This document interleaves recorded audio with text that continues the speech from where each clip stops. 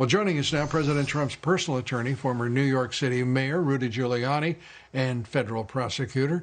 Rudy, good to have you back with us. Let's talk about just for a moment an update on Dominion and how important do you believe the concerns that are being expressed in a number of states about the ability of these machines not to be hacked? Well, first of all, the machines can be hacked. There's no question about that. Their machines can be hacked, but it's far worse than that, Lou. Dominion is a company that's owned by another company called Smartmatic through an intermediary company named Indra. Smartmatic is a company that was formed way back in about 2004, 2003, 2004. You're going to be astonished when I tell you how it was formed. It was formed really by three Venezuelans who were very close to the dictator Chavez of Venezuela, and it was formed in order to fix elections. That's the company that owns Dominion. Dominion is a Canadian company, but all of its software is Smartmatic software. So the votes actually go to Barcelona, Spain. So we're using a foreign company that is owned by Venezuelans who are close to Chavez, are now close to Maduro, have a history. They were founded as a company to fix elections. They have a terrible record, and they are extremely hackable. So, I mean, Texas made the right decision. What the heck was Georgia doing hiring this company? I'll tell you what they were doing. The lobbyist for Dominion was the former chief of staff for the governor. Why are we using a foreign company with connections to Venezuela? I'll give you another connection. Smartmatic, the company that owns Dominion, well, the guy who was running it was one of the people who was number 2 or 3 in Soros's Change the World organization. Open Society, right? We got a very funny company here. We got a really strange company. It's very frightening. And yes, they can be hacked, and yes, they can change votes. And now we have to find out whether they did. And with those servers, whether they're in Canada, whether they're in Barcelona or Spain or Germany, we know a number of companies. All of them are private.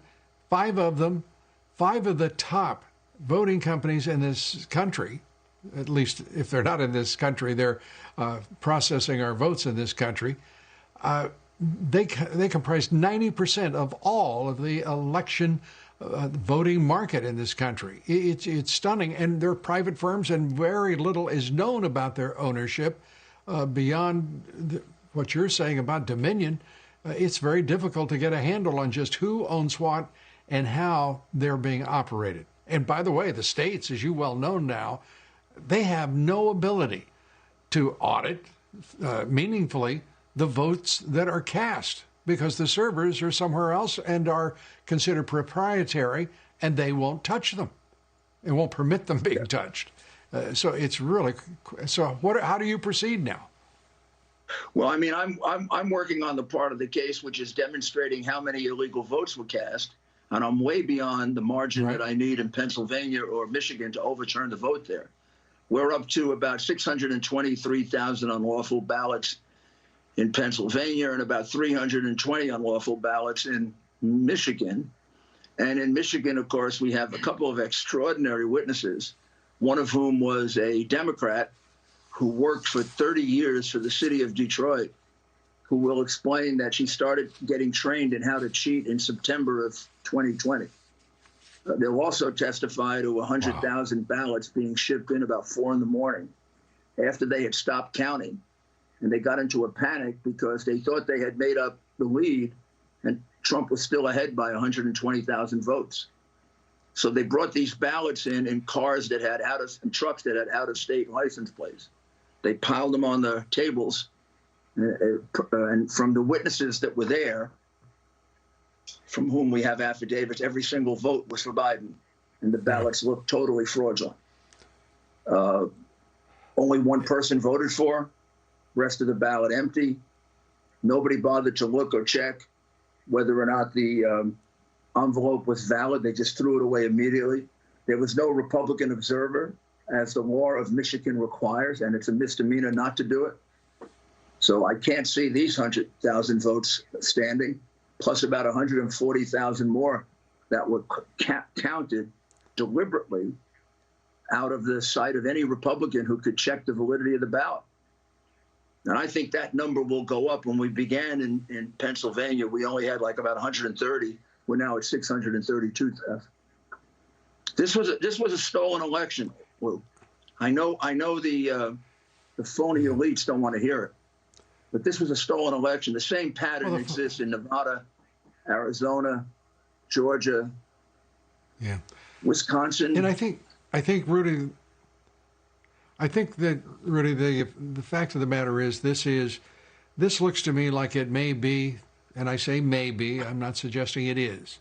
Sure. But following the operation as when President Trump was a candidate to block his presidency, to follow with the special counsel. First, 11 months of investigation, then the special counsel investigation, which went nowhere except to exonerate him, and then the phony impeachment process. This looks to me like it is the end of what has been a 4.5, the end game to a 4.5 year long effort to overthrow the President of the United States. It looks like it's exactly that.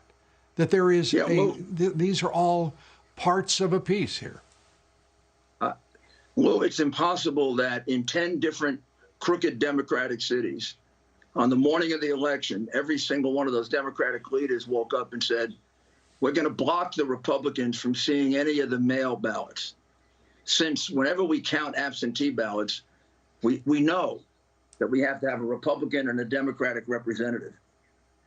The only reason they did that is because they knew they were going to need that room to make up for his margins. And here's where they got screwed up. The margins were much bigger than they anticipated.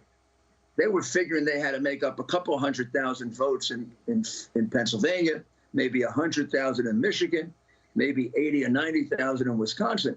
Now they're looking at numbers like 800,000, 300,000, 400,000. They had to do plenty of cheating in the middle of the night in order to catch up. And that's why they kept the Republicans out. No reason not to let the Republicans look at these ballots if they're legitimate. Why do you want this issue? And if you know the history of absentee balloting, we never exclude the other side when we look at absentee ballots. Never, ever. This is the first time that ever happened. Well, no one would. Yeah, it's extraordinary that this election has got more first than any I can think of. And Rudy, we're glad you're on the case and pursuing what is the truth.